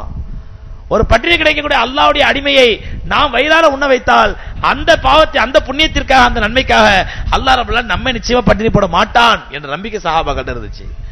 அதே மாதிரி பெருமானார் ஸல்லல்லாஹு அலைஹி வஸல்லம் சஹாபாக்கள் அவங்களுடைய மனைவிமாரெல்லாம் ஒரு முறை பேசிட்டு இருக்கும் பொழுது, யா ரசூலல்லாஹ், நீங்க மௌத்தா போன பிறகு உங்களோட நாங்க முதல்ல யார் மௌத்தாவோம், நாங்க எங்களை யார் முதல்ல மௌத்தாயி உங்களும் சேருவோம் அப்படின்ற உடனே பெருமானார் ஸல்லல்லாஹு அலைஹி சொன்னாங்க, அஸ்ராகுன்ன லிஹாகன் பி அத்வலுகுன்ன யதா. என்னிடத்திலே நான் மௌத்தா போன பிறகு என்னிடத்திலே வேகமாக என்னை சேரக்கூடியவர்கள் யார் என்றால் உங்களிடையே யார் கை நீளமா இருக்கிறதோ அவர்கள் தான் சேருவார்கள். கொஞ்ச நாள் நபி ஸல்லல்லாஹு அலைஹி வஸல்லம் வஃபாத் ஆயிடுறாங்க. வஃபாத் ஆன உடனே அவங்க மனைவிமாரெல்லாம் இன்ச்சிட்டே வச்சு அளக்க ஆரம்பிச்சிட்டாங்க. யாருக்கு ஒரு மணியில் ஆயிஷா சொல்றாங்க, நாங்க ஒரு குச்சியை வச்சு அளக்க ஆரம்பிச்சிட்டோம். இன்ச் டேம்ங்கிறது நான் உங்களுக்கு விளங்குறதுக்காண்டி சொல்றேன். ஒரு குச்சியை வச்சு அளக்க ஆரம்பிச்சிட்டோம். யார் கை நீளம், ரசூலுல்லாஹ் சொல்றாங்க, யார் கை நீளமோ அவங்க தான் சேருவாங்க அப்படின்னு சொல்லி. ஆனா மௌத்தா போனது முதல்ல யாருன்னா ஸைனப் பின்த் ஜஹஷ் ரலியல்லாஹு தஆலா அன்ஹா. ஸைனப் பின்த் ஜஹஷ் ரலியல்லாஹு அன்ஹா இவங்க தான் நபி ஸல்லல்லாஹு அலைஹி வஸல்லம் மனைவிமார்களே முதல்ல மௌத்தாறாங்க. ஆனா அவங்க ரொம்ப ஷார்ட், ரொம்ப குள்ளமான பெண்மணி, ரொம்ப குள்ளமான பெண்மணி. இவங்களை பார்த்தா ஒரு முறை ரசூலுல்லாஹி ஸல்லல்லாஹு அலைஹி வஸல்லம் ஸைனப் பார்க்கும் போது ஆயிஷா ரலியல்லாஹு சொன்னாங்க, ரசூலுல்லாஹ் ஆயிஷா யார் வந்திருக்காண்டு. ஆயிஷா கிண்டலா சொன்னாங்க, குள்ளச்சி வந்திருக்கிறா அப்படின்னாங்க. ஸைனப் ரலியல்லாஹு கிண்டல் பண்ணி அப்பதான் நபி ஸல்லல்லாஹு அலைஹி சொன்னாங்க, யா ஆயிஷா லக்கத் குல்தி கலிமத்தன் லவ் முஸிஹத் அலல் பஹர் லமஸஹத்துஹு. நீ எப்படிப்பட்ட வார்த்தை சொல்லிவிட்டாய் என்றால் இந்த வார்த்தையை கடலிலே போட்டால் கடலே நாறி போய்விடும். அதாவது தன்னுடைய சக்களத்திய குள்ளச்சி வந்திருக்கான்னு கிண்டல் பண்ணதுக்கு நபி ஸல்லல்லாஹு அலைஹி சொன்னாங்க, நீ அவ்வளவு மோசமான வார்த்தை சொல்லிவிட்டாய் அப்படின்னாங்க. அந்த ஸைனப் பின் ஜஹஷ் ரலியல்லாஹு தஆலா அன்ஹா ரசூலுல்லாஹ்வுடைய மனைவிமார்களே ரொம்ப குள்ளமா தான். கை எப்படிங்க இருக்கும்? கை மட்டும் 4 அடி நீளமா இருக்குமா? அது குள்ளமா தான் இருக்கும். அப்ப சஹாபி மனைவிமார்களுக்கு புரியல, ரசூலுல்லாஹ்வுடைய மனைவிமார்களுக்கு உம்முல் முஃமினீன் புரியல. எப்படி ரசூலுல்லாஹி ஸல்லல்லாஹு அலைஹி வஸல்லம் ரொம்ப நீளமான கைன்னு சொன்னாங்களே, எப்படி ஆனா குள்ளமான பெண்கள் முதல்ல மௌத்தா இருக்காங்க அப்படின்னு பார்த்தா அப்பதான் தெரிஞ்சது ஸைனப் பின்த் ஜஹஷ் ரலியல்லாஹு தஆலா அன்ஹா சொந்தமா தொழில் பண்றவங்களா இருந்தாங்க. சொந்தமா தொழில் பண்ணுவாங்க. தொழில் பண்ணி தொழில வந்த லாபத்தை பூரா அல்லாஹ்வுடைய பேர்ல சதகா பண்ணுவாங்க. அப்பதான் சஹாபி பெண்மணிக்கு ரசூலுல்லாஹ்வுடைய மனைவிமார்களுக்கு புரிஞ்சது, ரசூலுல்லாஹ் கை நீளம்னு எதை சொன்னாங்க? நீளத்தை வச்சு சொல்லல, சதகா செய்வதை சொல்லிருக்காங்க நபி ஸல்லல்லாஹு அலைஹி வஸல்லம். ஏன்னா ரசூலுல்லாஹி ஸல்லல்லாஹு அலைஹி வஸல்லம் மனைவிமார்களையே அதிகமா சதகா செய்யக்கூடியவர்கள் ஸைனப் பின்த் ஜஹஷ் ரலியல்லாஹு தஆலா அன்ஹா. ஏன்னா அந்த அம்மா என்ன பண்ணுவாங்களாம், தோல் மண்டியில போய் தோலை 17 வேலை பார்ப்பாங்களாம். அந்த அம்மா சொந்தமா அவங்களே தோலை 17 அதே மாதிரி கையால தையல் தைப்பாங்களாம். அவங்க சொந்தமா தச்சு அந்த வரக்கூடிய வருமானம் அனைத்தையும் அல்லாஹ்வுடைய பேர்ல சதகா பண்ணுவாங்களாம். இதைத்தான் பெருமானார் ஸல்லல்லாஹு அலைஹி வஸல்லம் அவர்கள் குறிப்பிட்டிருக்காங்க. அப்படிங்கறத பின்னாடி ரசூலுல்லாஹி ஸல்லல்லாஹு அலைஹி வஸல்லம் மனைவிமாரெல்லாம் புரிஞ்சுக்கிறாங்க. ஓ ஸைனப் பின் ஜஹஷ் ரலியல்லாஹு தஆலா அன்ஹா தான் நபி ஸல்லல்லாஹு அலைஹி வஸல்லம் நீளமான கைன்னு சொல்லியிருக்காங்க அப்படின்னு சொல்லி. ஹைர், இப்படி சகோதரர்களே பெருமானார் ஸல்லல்லாஹு அலைஹி வஸல்லம் அவர்களுடைய சஹாபாக்கள் அவர்களிடத்தில் சதகா தன்மை, வாரி வழங்கும் வள்ளல் தன்மை, ஈகை குணம், இதுக்கு சம்பவங்கள் சொல்றதா இருந்தா சொல்லிக்கிட்டே போலாம், எக்கச்சக்கமா சொல்லலாம். ஒரு முறை மதீனாவிலே கடுமையான தண்ணீர் பஞ்சம், மதீனாவில் கடும் தண்ணீர் பஞ்சம்.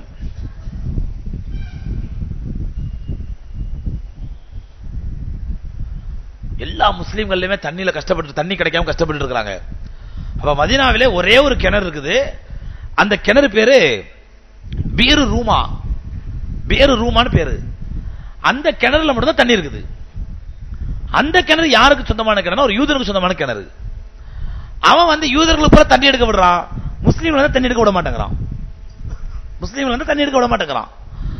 அப்ப நபி ஸல்லல்லாஹு அலைஹி வஸல்லம் பாக்குறாங்க, மக்கள் எல்லாம் கஷ்டப்படுறாங்க தண்ணி கிடைக்காம. அப்ப நேர தன்னுடைய மரும புள்ளைய கூப்பிட்டாங்க, மருமனே அந்த யூத ஒரு கிணறு வச்சிருக்கான், அந்த கிணத்தை இப்ப வாங்கி போடுங்க.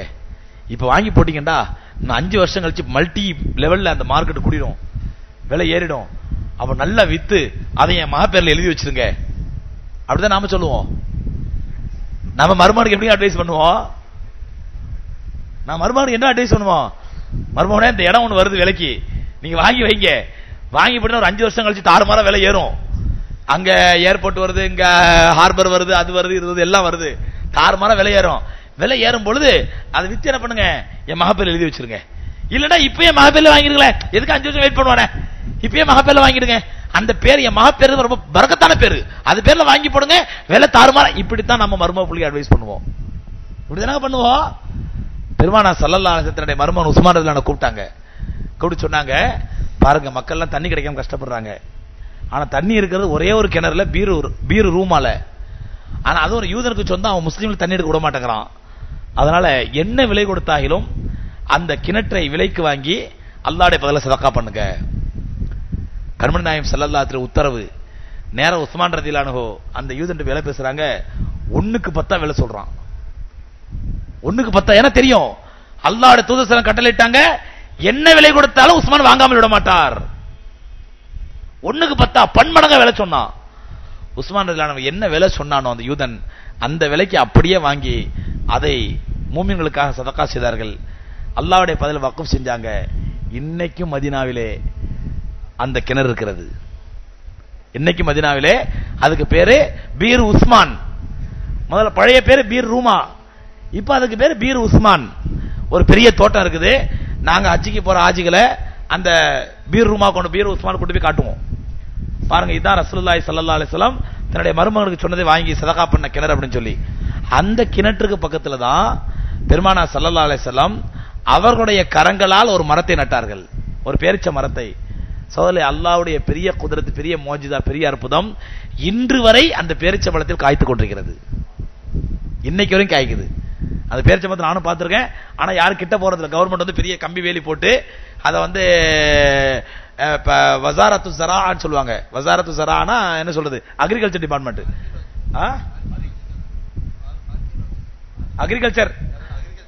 அக்ரிகல்ச்சர் டிபார்ட்மெண்ட், அதாவது அந்த அந்த விவசாய பல்துறை, அந்த விவசாயத்துறை வந்து அதை எடுத்து அவங்க கவர்மெண்ட் கண்ட்ரோல்ல வச்சு அங்க யாரையும் தூரத்திலேயே பார்க்கலாம். அந்த கம்பி ஜாலி போட்டிருப்பாங்க, அதுல தூரத்திலையும் பார்க்கலாம். அந்த தெரிது பாருங்க கிணறு, அந்த தெரிது பாருங்க மரம், அப்படி தூரத்திலையும் பார்க்கலாம். கிட்ட போக விட மாட்டாங்க. எதுக்கு சொல்றேன்டா, அன்னைக்கு சஹாபாக்கள் செய்த அந்த தியாகம், அந்த ஈகை குணம் இன்று வரை அல்ஹம்துலில்லாஹ் அல்லாஹ் ரப்பல் ஆலமீன் அந்த கிணற்றுலயும் தண்ணி வருது, தண்ணி இருக்குது. ரசூலுல்லாஹ் கையால வச்ச மரமும் இன்னைக்கு இருக்குது. கண்ணியத்துக்குரியவர்களே, நாம் அந்த சஹாபாக்களிடத்தில் இருந்ததை போன்று ஈகை குணத்தை நமக்கு உருவாக்கி கொள்ள வேண்டும். இருப்பதை தர்மம் செய்ய வேண்டும், சதகா செய்ய வேண்டும். அல்லாஹ் ரப்பல் ஆலமீன் சொல்றான், மஸலுல்லதீன யுன்ஃபிகுன ஃபீ ஸபீலில்லாஹ், யார் அல்லாஹ்வுடைய பாதையில தர்மம் செய்கிறாரோ, சதகா செய்கிறாரோ, கமஸலி ஹப்பத்தின் அம்பதத் சபஅ சனாபில ஃபீ குல்லி சும்புலத்தின் மியத்து ஹப்பா வல்லாஹு யுதாயிஃபு லிமன் யஷா.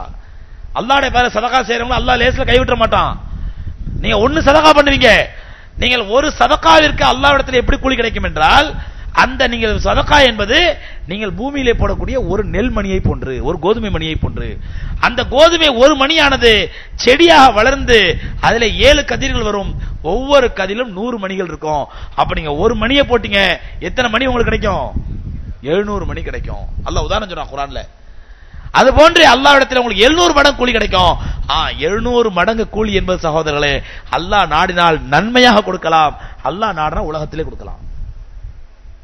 இன்னைக்கு நீங்க பாத்தீங்கன்னா நம்மலாம், அதான் நான் சொல்ல வர்றேன், மதீனாவிலே, இப்ப நான் உம்ராவை எடுத்து பார்த்த செய்தியை சொல்றேன். மதீனாவிலே ஹரம்ல நோன்பு திறக்கிறதுக்கு ஃபுல்லா சுஃப்ரா விரிச்சி, ஹரம் ஃபுல்லா ஹரத்துக்கு வெளியில அந்த வெளி சகன்ல ஃபுல்லா சுஃப்ராக்கள் விரிச்சி விதவிதமா நோன்பு திறக்கிறதுக்கு அதுல தயிர், ரொட்டி, பன்னு, பேரித்தம்பழம், அது இது பாதாம், பிஸ்தா, என்னென்னமோ வச்சு ஒவ்வொருத்தரும், ஒவ்வொரு அரபியும் அவங்க வீட்டு குழந்தைகளை, அல்ஹம்துலில்லாஹ் அங்க நம்மள மாதிரி 2-3 பேர் இருக்கிறவங்க இல்ல, ஒவ்வொரு அரபிக்கும் 10 பிள்ளை 15 பிள்ளை இருக்கும். அந்த பிள்ளைகளை பூரா களத்துல இறக்கி விட்டுறாங்க. எதுக்கு? வர்றவங்க போறவங்க பூரா அப்படியே நான் போறேன், என்ன வந்து அந்த ஆவி கட்டிக்கிறான் ஒரு பையன், ஒரு முட்டங்களை அப்படியே பிடிச்சிக்கிட்டு ஃபல்லல் மானா அப்படியே எனக்கு அப்படியே கண் கலங்கிடுச்சு. வாங்க எங்களோட இஃப்தார் பண்ணலாம், வாங்க எங்களோட இஃப்தார் பண்ணலாம், வாங்க. ஒரு 10 அடி நடக்கிறதுக்குள்ள ஒரு 10 பிள்ளைங்க வந்து கையை பிடிச்சி இழுக்கிறாங்க. என்ன நண்பர் ஒருத்தர் கூட்டு போறாரு, அறத்துக்குள்ள கூட்டு போறாரு, நாங்க எங்க சுஃப்ரா இருக்குது அங்க நோம்பு தரலாம் வாங்கன்னு சொல்லி இப்படி கையை பிடிச்சி இருக்கிறத பார்த்தா அவர் இப்படி என் கையை கோத்துக்கிட்டாரு. கையை கோத்துக்கிட்டு அசரத்து இப்படி கையை கோத்தாதான் சும்மா இருப்பாங்க. அப்புறம் அவர் எல்லாத்தையும் இல்ல எங்க சுஃப்ரா இருக்குது கூட்டு போறாரு. அப்ப நாம அங்க அந்த அரபிகள்கிட்ட பேசினோம், இப்படி வந்து நோம்பாளிகளை வந்து வாங்க, எந்த அளவுக்கு அந்த நண்பர் கிண்டலா சொன்னாரு, இந்த அரபிகள் வருஷம் பூரா செய்யற பாவத்தை இந்த இஃப்தார்லயே தொலைச்சிருவாங்க, வருஷம் பூரா செய்யற பாவத்தை இந்த இஃப்தார்லயே தொலைச்சிருவாங்க. அப்படி இஃப்தார்ல நோம்பாளிகளை கண்ணியப்படுத்துறது, நோம்பாளிகளை வரவேற்கிறது, நோம்பாளிகளுக்கு இஃப்தாருக்கு ஏற்பாடு பண்றது, இந்த தர்மத்தை வச்சு அல்லாஹ் அவங்க எல்லா பாவத்தையும் மன்னிச்சிருவான். அப்படி அவங்க வந்து உபசரிப்பாங்க. அப்ப நான் அங்க தெரிஞ்ச ஒரு அரபிட்ட பேசிட்டு இருக்கும் பொழுது, இஷாக்கு பிறகு ஒரு அக்ரிமெண்ட்டுக்காண்டி போமா அரபிட்ட பேசிட்டு இருக்கும் பொழுது அவருக்கு இப்படி பண்ண காரணம் என்னடா, அவங்க சொல்றாங்க இதனுடைய பரக்கத்தை நாங்க கண்கூட பார்த்துட்டோம். நாங்க நோம்பாளிகளுக்கு செலவு செய்யற பரக்கத்தை நாங்க கண்கூட பார்த்துட்டோம். நான் ஒண்ணு செஞ்சா எத்தனை அல்லாஹ் தர்றாங்கறத பார்த்துட்டோம், அதனாலதான் நாங்க இப்படி செய்யறோம் அப்படின்னாங்க. எதுக்கு சொன்ன சகோதரர்களே, இன்னைக்கு நாம மக்களே நோம்பாளிகள் வர்றாங்க, நோம்பு கஞ்சி காசு கொடுங்க காசு கொடுங்க காசு கொடுங்கன்னு சொல்லி ஏளான் பண்ண வேண்டியிருக்குது. அப்படியே கொடுத்தா கூட வட்டி பணம் தான் இருக்கு வேணுமா, வெக்கமில்லாம கேக்குறாங்க, வட்டி பணம் தான் இருக்குது வேணுமா தரவா அப்படின்றாங்க. அதனால சகோதரர்களே, ஈகை குணம் என்பது அது தானாக வர வேண்டும். சேர்த்து வச்சு என்னத்தை காண போறோம், என்னத்தை செய்ய போறோம்?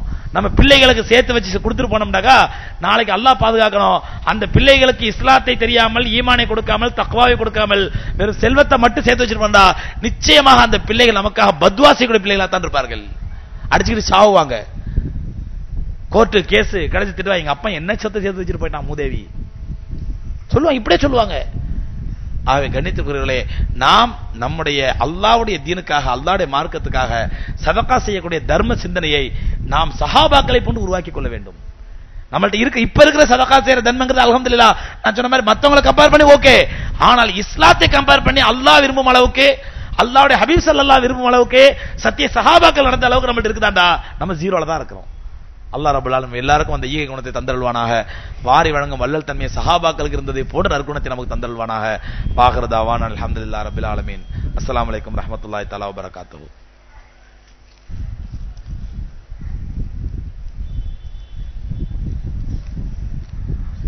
நேற்று முன்னால் தாங்கள் சொன்னீர்கள் தாய் தந்தை மற்றும் பெரியவர்கள் காலில் விழுவது ஹராம் என்று. ஆனால் என்னுடைய நண்பன் சொல்கிறார், எங்கள் தாத்தா அவர்களுக்கு முன்னோர்கள் என்ன செய்தார், என்ன தவறு செய்தாரோ இதை விளக்குங்கள். தாய் கால் கீழ் சொர்க்கம் உள்ளது, ஆகையால் அவர்களில் விழுது தவறில்லை என்கிறார். தாயின் காலடியில சொர்க்கம் இருக்குதுங்கிறதுக்காண்டி ஒருத்தன் தாய் காலடி தோண்டி பார்த்தானா கீழே சொர்க்கம் இருக்குதா அப்படின்னு சொல்லி. நபி ஸல்லல்லாஹு அலைஹி வஸல்லம் தாயின் காலடியில சொர்க்கம் இருக்குன்னு சொன்னாங்கன்னா அந்த தாய்க்கு பணிவிட செய்யணும், அவங்க துஆ வாங்கணும், அவங்களுக்கு ஹிதமத் செய்யணும், இதைத்தான் சொன்னாங்க. இவன் காலில் போய் விழுந்துவிட்டு அதுக்கப்புறம் 2 அடி அடிக்கிற தாயை, ஒரு தடவை மட்டும் காலில் விழுந்துருது, அதுக்கப்புறம் தாயை வேதனைப்படுத்துறது, இதெல்லாம் சொர்க்கம் கிடைச்சிருமா? பைத்தியகாரத்தனமா விளங்குறது. காலில் விழுது ஹராம் கூடாது, யார் காலில் விழுது ஹராம் கூடாது. ஃபஜ்ர் தொழுகையை இகாமத்து சொல்லிய பிறகு சுன்னத் தொழுகை தொழலாமா விளக்கவும். இப்படிக்கு அல்லாஹ்வின் நல்லடியாராம், அவரே முடிவு பண்ணிதான் நல்லடியார். ஹைர், அல்லாஹ் அவர் நல்லடியாரவே ஆக்கட்டும்.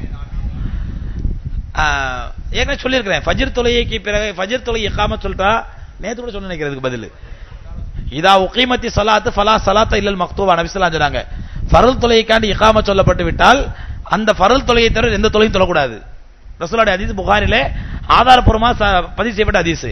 நம்மளுக்கு இன்னைக்கு அதிக பிரசங்கித்தனமா என்ன பண்ணுவோம், ஃபஜ்ர் தொழுகைக்கு பள்ளிக்கு வருவோம், ஃபஜ்ர் ஜமாத் நடந்துட்டு இருந்தா டைம் என்னாச்சு இப்பதான் ஆரம்பிச்சிருக்காரு, எப்படி 10 நிமிஷம் நடக்கும், அதனால அதுக்குள்ள 2 ரக்காத் தொழுதுக்கலாம், அதுக்குள்ள 2 ரக்காத் தொழுதுக்கலாம்.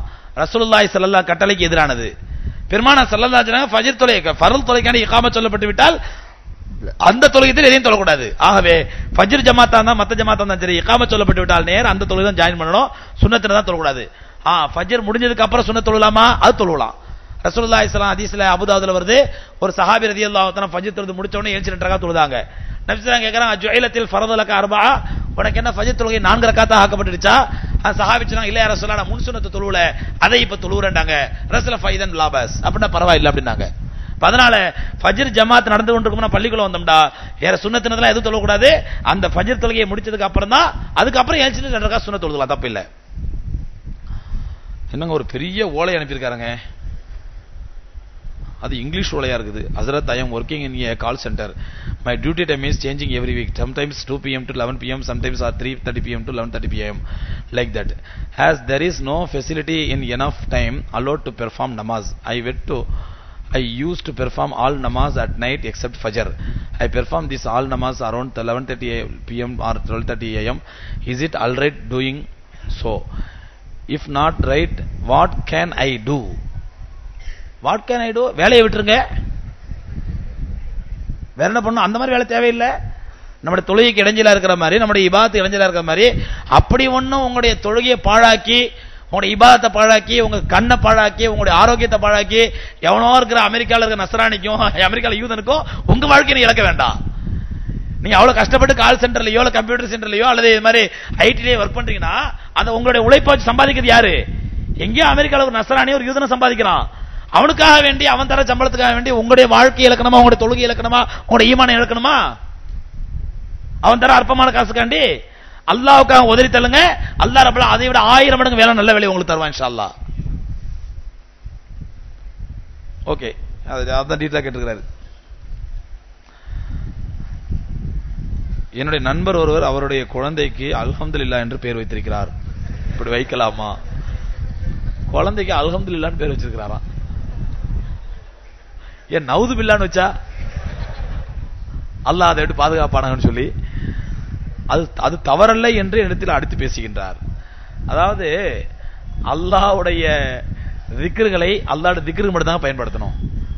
அல்ஹம்துலில்லாஹ்ங்கிறது அல்லாஹ்வுடைய திக்ரு, அல்லாஹ் அக்பர்ங்கிறது அல்லாஹ்வுடைய திக்ரு, அஸ்தக்ஃபிருல்லாஹ்ங்கிறது அல்லாஹ்வுடைய திக்ரு. இது அல்லாஹ்வுடைய திக்ரு மட்டும் தான். இந்த நேரத்தில் ஒரு கதை ஒன்று ஞாபகம் வருது.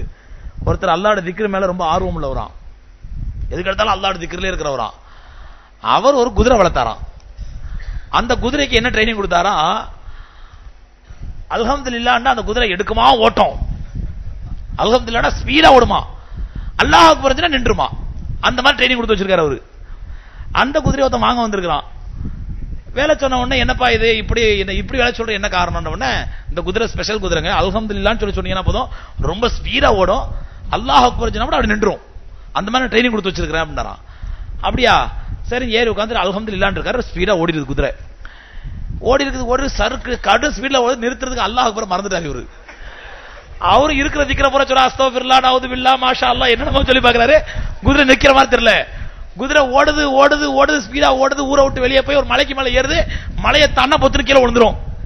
அந்த மாதிரி எட்ஜில் மலையை நோக்கி ஓடுது. ஓடி இவர் பயத்துல என்னென்னமோ சொல்றாரு. ஒண்ணு எல்லாம் நிக்க மாட்டேங்குது, அல்லாஹ் அக்பர் வர மாட்டேங்குது. கடைசியில் அந்த எட்ஜுக்கு போயிடுச்சான். அல்லாஹ் அக்பர் இருக்காரு, டக்கு நின்னுடுச்சு. நின்ற உடனே அல்ஹம்துலில்லாஹ்ன்றா. அஸ்தக்ஃபிருல்லாஹ்.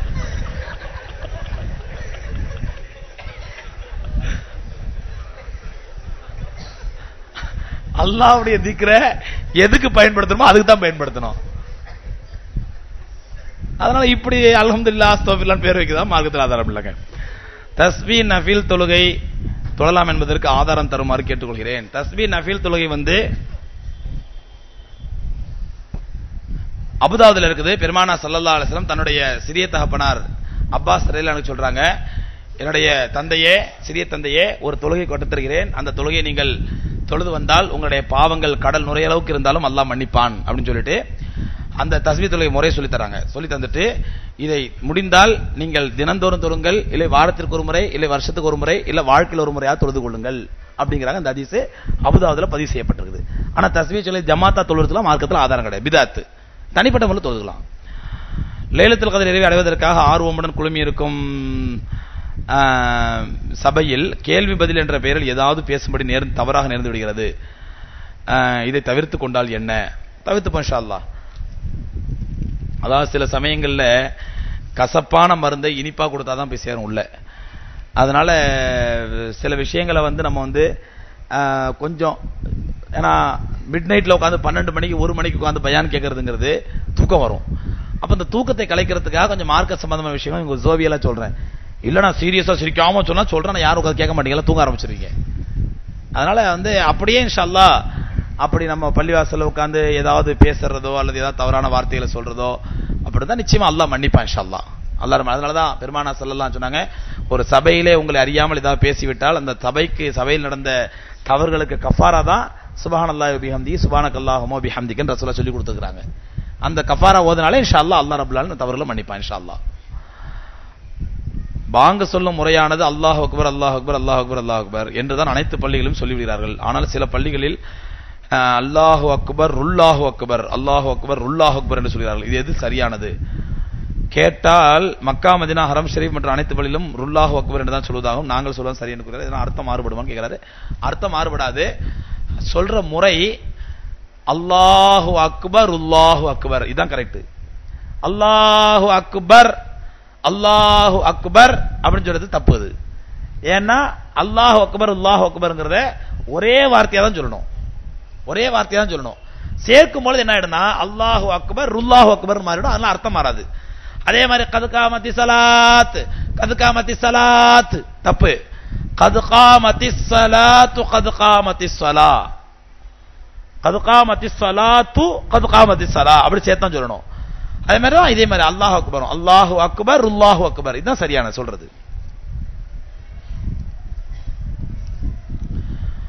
ரிஃபாய் அஹமது என்ற பெயருக்கு அர்த்தம் என்ன? இப்படி எல்லாருடைய பேரை எழுதி அர்த்தம் கேட்ட அர்த்தத்துக்கே சொல்லிட்டு காலம்புற சொல்லிட்டு இருக்கலாம். ரிஃபாய் என்பது அது பேர் அல்ல, அது யாரோ ஒரு பெரியாருடைய குடும்ப பேரு. ரிஃபாய் அப்படின்னு சொல்லி யாரோ ஒரு பெரியார் இருந்தாரோ அவங்களுடைய பரம்பரை பேர் ரிஃபாய்ங்கிறது. கபீர் ரிஃபாய், கபீருல் ரிஃபாய்ங்கிறது யாரோ ஒரு பெரியாரா, அந்த பேரை வச்சு ரிஃபாய் ரிஃபாய்னு பேர் வைக்கிறாங்க. அஹமதுங்கிறது நபி ஸல்லல்லாஹு அலைஹி வஸல்லம் பேரு. பெண்கள் ஃபரல் தொழுகை தொழுகும் பொழுது 2 ரக்காத் முடிந்து 3வது ரக்காத் இருப்பில் தொழுகிறார்கள், தொழலாமா? ஃபரல் தொழுகை தொழும் பொழுது 2 ரக்காத் முடிந்து 3வது ரக்காத் இருப்பில் தொழுகிறார்கள். ஒண்ணுமே புரியலீங்களே. 3வது ரக்காத் உட்கார்ந்துறாங்களாமோ? முடியாதவங்க, அவங்களால நிக்க முடியல, கால் வலிக்குது, அந்த மாதிரி முடியாதவங்க உட்கார்ந்து தொழுது மார்க்கத்தில் அனுமதி இருக்குங்க.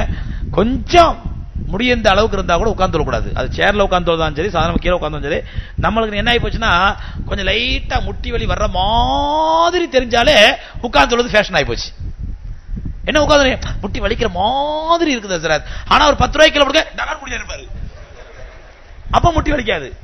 ருக்குவுக்கு மட்டும் குனியறதுக்கு குனிய முடியாது, எனக்கு இடுப்பு வலிக்கிற மாதிரி தெரியுது, அந்த பக்கம் வலிக்கிற மாதிரி தெரியுது. இதுக்கு டாக்டர் இருக்கவே இருக்கான், டாக்டர் இல்லாத சொல்லி பயமுறுத்துறதுக்கு. அதனால தொழுகையே சகோதரர் முடிந்த வரையில் சக்தி உள்ள அளவுக்கு நின்று தான் தொழணும், குனிஞ்சு தான் தொழணும். எந்த அளவுக்கு சிரமப்பட்டு தொழுகிறோமோ அந்த அளவுக்கு அல்லாஹ்வுடைய கூலி உண்டு. முஸ்லிம்களுக்கு கபருடைய வேதனை உண்டா?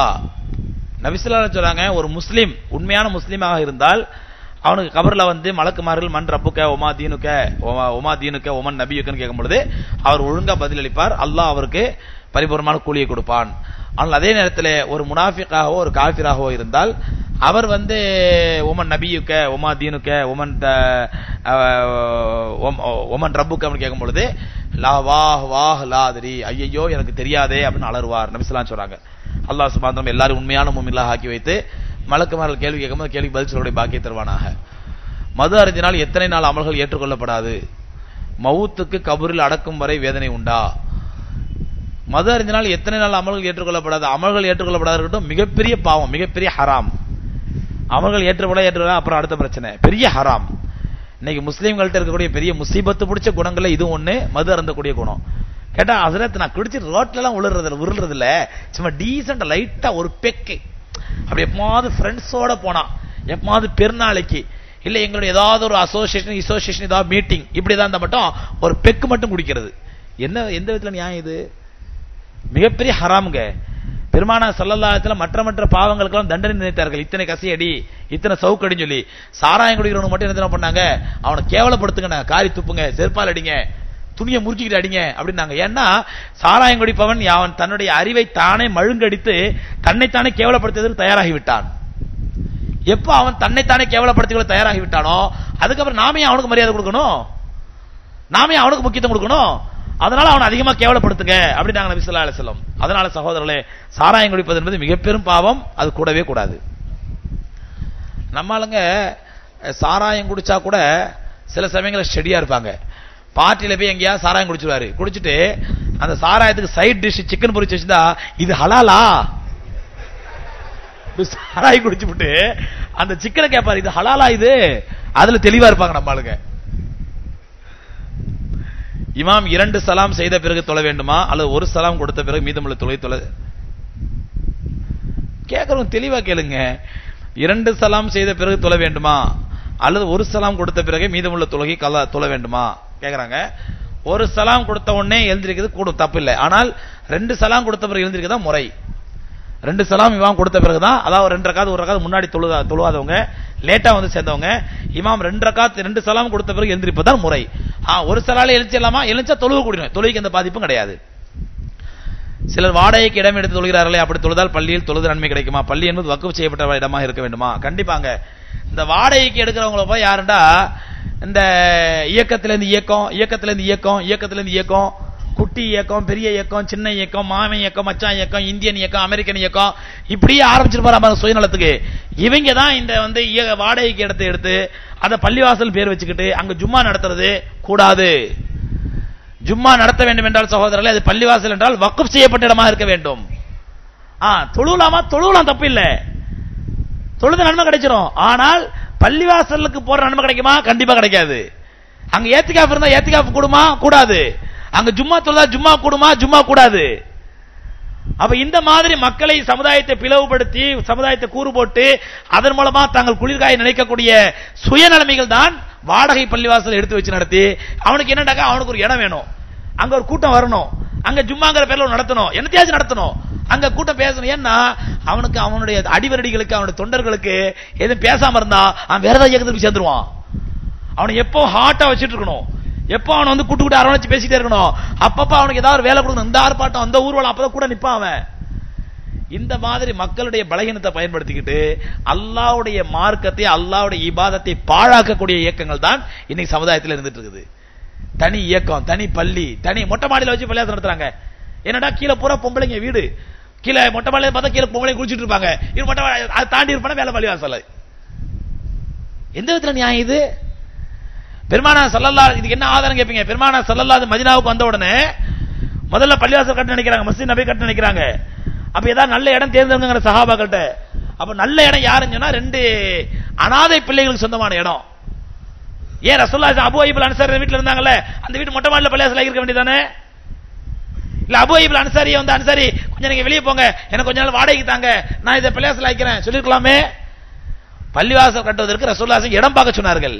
சஹாபாக்கள் இடம் பார்த்த, புகாரி ஹதீஸ்ல வருது, நபி ஸல்லல்லாஹு அலைஹி வஸல்லம் சஹாபாக்கள் இடம் பார்த்த உடனே 2 அனாதை பிள்ளைகளுக்கு சொந்தமான இடம். அப்ப அந்த பிள்ளைகளை கூப்பிட்டாங்க. ரசூலுல்லாஹி சொன்னாங்க, இந்த இடத்துக்கு என்ன கிரையமோ நான் தந்தறேன், வாங்கிக்கேன்னாங்க.